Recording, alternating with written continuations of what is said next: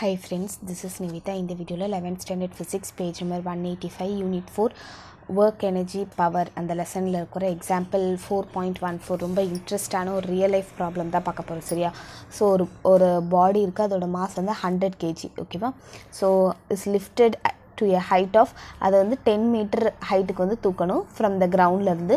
ரெண்டு different ways இருக்குது ஓகேவா. ஒன்று வந்து இங்கேருந்து அப்படியே இப்படி தூக்குறது ஒன்று, அல்லது இப்படியே வந்து ஸ்லாண்டிங்காக கொண்டு போகிறது ஒன்று. ஓகே, இப்போ what is work done by the gravity in both the cases, ரெண்டு கேஸ்லேயும் வந்து கிராவிட்டி வந்து எவ்வளோ ஒர்க் பண்ணியிருக்கு அப்படிங்கிறத கண்டுபிடிக்கணும். அதுக்கப்புறம் எதுக்காக அந்த ஆப்ஜெக்டை வந்து ரேம்ப் வழியாக இந்த மாதிரி சாய்வாக இருக்குல்ல இது வழியாக கொண்டு போகிறது வந்து ஈஸி அப்படிங்கிறத கேட்டிருக்காங்க ஓகேவா. ஸோ ரெண்டு கொஷின் கேட்டிருக்காங்க. நம்ம என்ன பண்ணலாம், முதல்ல கிவன் டேட்டா எழுதிடலாம். மாஸ் வந்து 100 kg, ஹைட் வந்து 10 மீட்டர் ஓகே. ஸோ 10 மீட்டர் இந்த டயக்ராம்லேயே கொடுத்துருக்காங்க. இதுக்கு வந்து 30 டிகிரி ஆங்கிள் அப்படின்னு சொல்லிட்டு. அப்போ ஃபஸ்ட்டு அலாங் பாத் 1, இப்போ இந்த பாத் 1 நம்ம கன்சிடர் பண்ண போகிறோம். The minimum force F1 required to move the object to the height 10 meter should be equal to gravitational force. Correct தானே?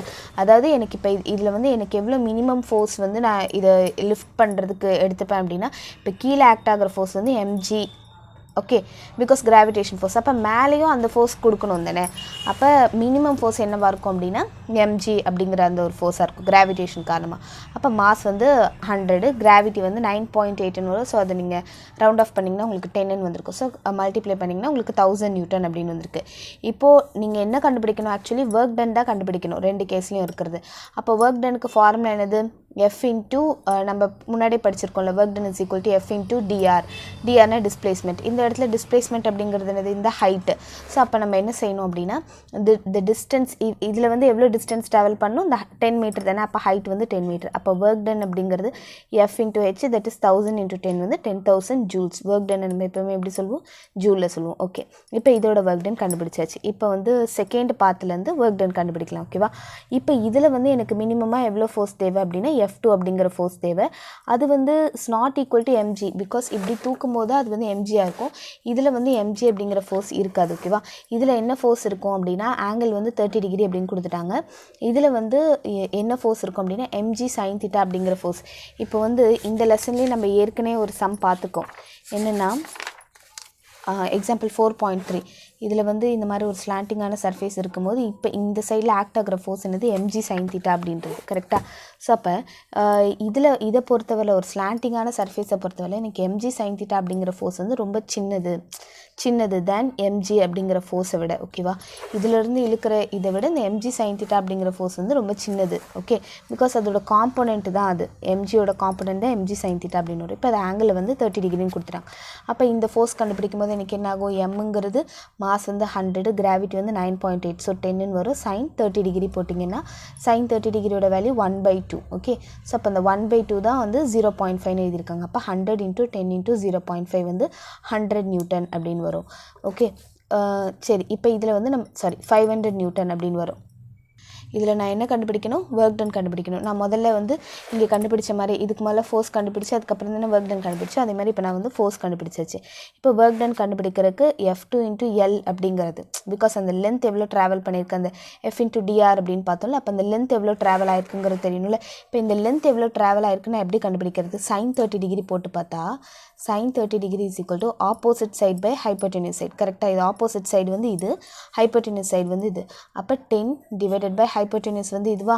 ஸோ அதை வந்து நான் L அப்படின்னு எடுத்துக்கிறேன் ஓகேவா. ஸோ இப்போ இதை எடுத்துகிட்டு போனால் L is equal to 10 divided by sin 30 degree அப்படின்னு வருமா. அதுதான் இங்கே கொடுத்துருக்காங்க. இப்போ இந்த இடத்துல எனக்கு என்ன இருக்குது, 10 டிவைடட் பை sin 30 டிகிரியோட வேல்யூ என்னது 1/2. ஸோ 1/2 0.5ன்னு எழுதியிருக்காங்க. ஸோ இப்போ இங்கே × 10 அப்படின்னு பண்ணால் 100 டிவைடட் பை 5ன்னு பண்ணும்போது கேன்சல் பண்ணால் 20 மீட்டர் அப்படின்னு வரும். அப்போ இந்த லென்த் என்னது எனக்கு 20 மீட்டர் ஓகே. ஸோ அப்போ நான் என்ன செய்யணும், இது வழியாக தானே கொண்டு போகிறாங்க. அப்போ இவ்வளோ டிஸ்டன்ஸ் தானே ட்ராவல் ஆயிருக்கு. அப்போ ஒர்க் டன் அப்படிங்கிறது வந்து F2 × L. F2 அப்படிங்கிறது இந்த 500 மீட்டர், L அப்படிங்கிறது இந்த 20 ஓகே. ஸோ ரெண்டுத்தையும் மல்டிப்ளை பண்ணிங்கன்னா 10,000 ஜூல்ஸ் அப்படின்னு வருது. இங்கேயும் உங்களுக்கு என்ன தான் வந்தது, 10,000 ஜூல் தானே வந்தது. இப்போ கிராவிடேஷன் ஃபோர்ஸ் அப்படிங்கிறது ஒரு கன்சர்வேட்டிவ் ஃபோர்ஸ் ஓகேவா. அதனால் work done on the gravity of the object is independent of the path taken. அதாவது ஏற்கனவே வந்து கன்சர்வேட்டிவ் ஃபோர்ஸ் அப்படிங்கிறது என்னென்னா இப்போ இந்த இனிஷியல் பாயிண்ட் ஃபைனல் பாயிண்ட் மட்டும்தான் கன்சிடர் பண்ணும். இது வந்து எந்த பாத் வழியாக போகுது அப்படிங்கிறதெல்லாம் கன்சிடர் பண்ணாது. ஓகேவா? இப்போ நம்ம வித் ரெஸ்பெக்ட் டு கிராவிட்டி எடுக்கிறதுனால இது வந்து நம்ம இப்படி போகிறதா அப்படிலாம் கன்சிடர் கிடையாது. ஒர்க் டன் அப்படிங்கிறது அப்போ வந்து கிராவிடேஷன் ஃபோர்ஸ் வந்து ஒரு கன்சர்வேட்டிவ் ஃபோர்ஸ் அப்படிங்கிறனால ஒர்க் டன் வந்து எனக்கு அது எந்த பாத்தில் போகுது அப்படிங்கிறதெல்லாம் கணக்கில் கிடையாது. அப்போ அந்த ஒர்க் டன் வந்து 10,000 ஜூல். அதனால தான் வந்து அது வந்து 2 இடத்துலையுமே வந்து எனக்கு 10,000 ஜூல் அப்படின்னு வந்திருக்கு. ஓகே இப்போ நம்ம வந்து why it is easier to take the object through the ramp. அப்போ எனக்கு இப்படி பண்ணுறதை விட இப்படி பண்ணுறது எதுக்காக ஈஸி அப்படின்னு கேட்டிருக்காங்க. ஃபஸ்ட்டு நம்ம along the path 1 பார்க்கலாம். more force needed to applied against gravity to cover lesser distance. இப்போ இந்த இடத்துல பார்த்தீங்கன்னா ஃபோர்ஸோட வேல்யூ வந்து 1000 நியூட்டன். இந்த இடத்துல பார்த்தீங்கன்னா உங்களுக்கு ஃபோர்ஸோட வேல்யூ வந்து 500 நியூட்டன். இப்போ என்ன சொல்ல வராங்க அப்படின்னா நீங்கள் இந்த இடத்துல வந்து அதிக ஃபோர்ஸ் கொடுக்க வேண்டியதாக இருக்குது. கிராவிட்டியை தாண்டி போகணுங்கிறப்ப நீங்கள் அதிக ஃபோர்ஸ் கொடுக்க வேண்டியதாக இருக்குது. இந்த பார்ட் 2ல் வந்து என்னது லெஸ்ஸர் ஃபோர்ஸ் தான் needed to applied against the gravity to cover more distance cover பண்ணுறதுக்கு உங்களுக்கு கம்மி ஃபோர்ஸ் இருந்தால் போதும். அப்போ as the force needs to be applied along the ramp is less it is easier to move the object. அதாவது இப்போ இந்த இடத்துல வந்து கொடுக்குற ஃபோர்ஸ் வந்து கம்மியாக இருக்கிறதுனால இதில் வந்து நம்ம கொடுக்குறதே கம்மி ஃபோர்ஸ் தானே. அப்போ இதில் தானே ஈஸியாக எடுத்துகிட்டு போகணும் அப்படிங்கிற மாதிரி நமக்கு தோணும். ஸோ அதுதான். ஓகேவா? இது வந்து ரியல் லைஃபாக நமக்கே தெரியும். இப்படி தூக்கிறத விட இப்படி எடுத்துகிட்டு போகிறது அப்படிங்கிறது ரொம்ப ஈஸி அப்படின்னு சொல்லிட்டு.